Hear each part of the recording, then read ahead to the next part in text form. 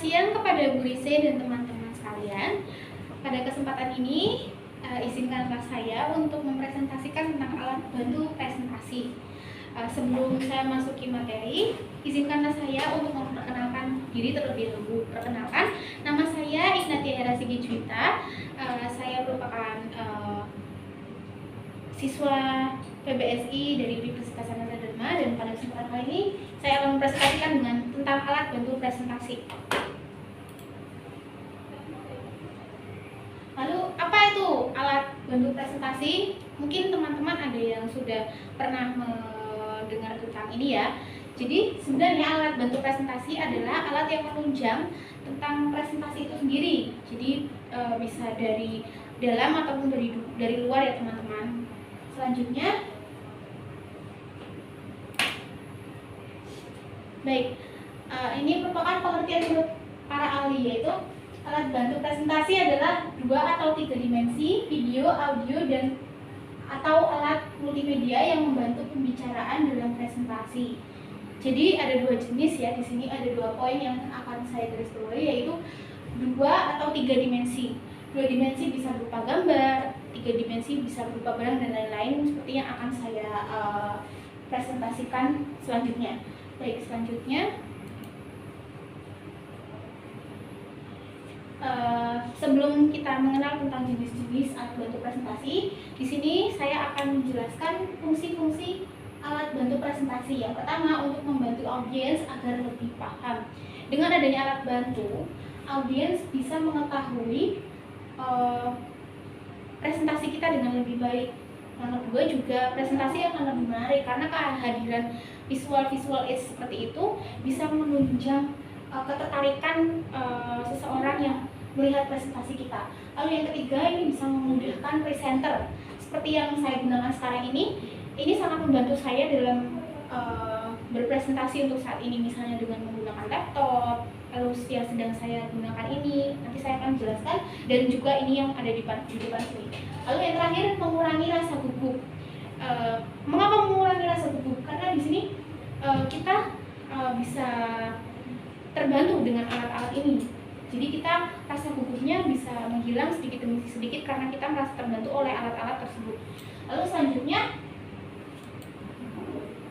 ini adalah jenis-jenis. Memang di sini ada banyak, namun saya akan menjelaskan secara sekilas saja. Yang pertama itu adalah model atau objek. Nah, misalnya ini ada 2 dimensi dan 3 dimensi. Misalnya di sini saya menjelaskan tentang kegunaan dari masker ini. Jadi ini merupakan model secara 3 dimensi karena di sini berupa barang. Kecuali kalau misalnya teman-teman sekalian menjelaskan dengan misalnya gambar, misalnya foto Soekarno atau Bung Karno seperti itu merupakan objek 2 dimensi. Lalu yang kedua ini adalah gambar. Seperti yang saya jelaskan ini termasuk ke dalam 2 dimensi ya teman-teman. Lalu yang ketiga adalah bagan, peta, dan tabel. Bagan dan peta dan tabel ini juga termasuk 2 dimensi. Namun untuk peta sendiri ini bisa dibawa ke dalam 3 dimensi karena biasanya ada peta yang dibuat seperti gunungan seperti itu dan bisa ditampilkan secara langsung. Lalu yang keempat adalah diagram. Diagram ini biasanya kita tampilkan langsung ke dalam PPT dan masih banyak lagi teman-teman. Lalu yang selanjutnya ini ada audio. Audio ini bisa menggunakan MP3, Spotify, dan lain-lain. Kalau video itu bisa menggunakan YouTube atau kita memang sudah membuat video itu sendiri dan kita tampilkan, itu bisa sangat membantu ya teman-teman. Lalu yang selanjutnya adalah remote presentasi. Nah, remote presentasi ini sebenarnya keluaran terbaru ya teman-teman, karena itu bisa menggeser slide, bisa membalikan slide yang sebelumnya, bahkan bisa menunjuk poin-poin penting. Nah, di sini tuh ada lasernya bisa berwarna biru, hijau, ataupun merah. Namun kalau misalnya presentasi santai kita bisa menggunakan yang warna hijau karena warna hijau lebih tenang, lebih damai. Kalau misalnya presentasi yang lumayan tegang, kalian bisa menggunakan yang warna merah seperti itu. Lalu yang selanjutnya ini ada tablet. Tablet ini biasanya untuk menggambarkan sesuatu. Biasanya ini juga digunakan buat yang desain grafis, tentang presentasi tentang desain grafis seperti itu.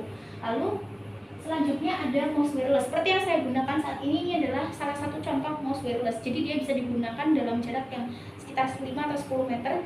Walaupun saya misal mau jalan sampai sana, ini masih bisa tetap digunakan. Lalu ya selanjutnya ada mikrofon. Mikrofon ini bisa membantu menunjang suara kita supaya suara kita bisa artikulasinya jelas. Lalu volumenya juga bisa terdengar dari sampai ujung manapun. Lalu selanjutnya ada aplikasi. Nah, aplikasi ini bisa digunakan kalau misalnya kita tidak mempunyai semua alat-alat yang ada di sini. Misalnya tidak punya mouse wireless. Nah, tapi kita bingung, kita nggak mau menggeser slide menggunakan laptop. Nah, kita bisa menggunakan aplikasi. Nah, itu aplikasinya Office Manager. Nah, selanjutnya ada Presenter View. Presenter View ini seperti yang saya sedang tampilkan. Lalu yang selanjutnya adalah PPT. Nah, ini merupakan PPT. Jadi PPT ini merupakan salah satu alat bantu presentasi yang sangat sering digunakan.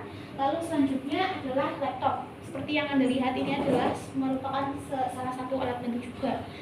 Terakhir adalah LCD. LCD biasanya menggunakan layar, namun pada kali ini saya hanya menggunakan layar TV. Nah, selanjutnya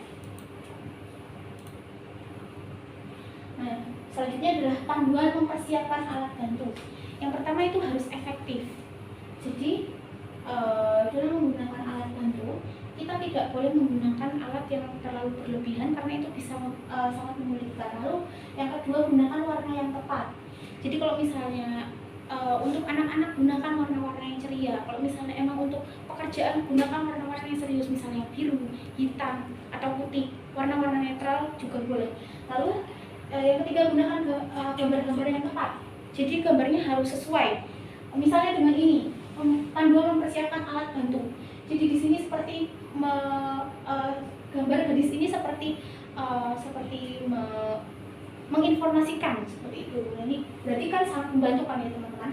Jadi yang selanjutnya ada mempersiapkan dari jauh-jauh hari. Nah, dalam mempersiapkan presentasi itu, kita walaupun sudah hafal dengan presentasinya, dengan materinya, kita juga bisa mempersiapkan alat bantu presentasinya juga dengan jauh-jauh hari. Bagaimana juga kalau misalnya kalian sedang presentasi tapi baterai yang ada di mouse wireless kalian ini habis, jadi kalian harus siap sedia ya. Lalu yang kelima itu harus simple. Jadi seperti yang saya bilang tadi, kalian tidak boleh membawa hal-hal yang terlalu berlebihan dan itu sangat merepotkan. Lalu yang keenam, alat bantu terlihat jelas. Nah, seperti yang saya pegang saat ini dan ini pasti terlihat jelas dan terlihat jelas sama teman-teman. Jadi ketika saya menjelaskan mouse wireless tadi kan teman-teman bisa melihat secara keseluruhan tanpa terhalang apapun.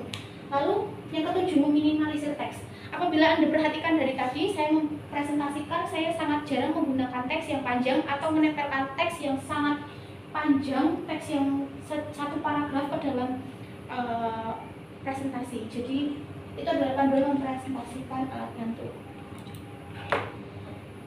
Baik, mungkin itu yang saya sampaikan hari ini.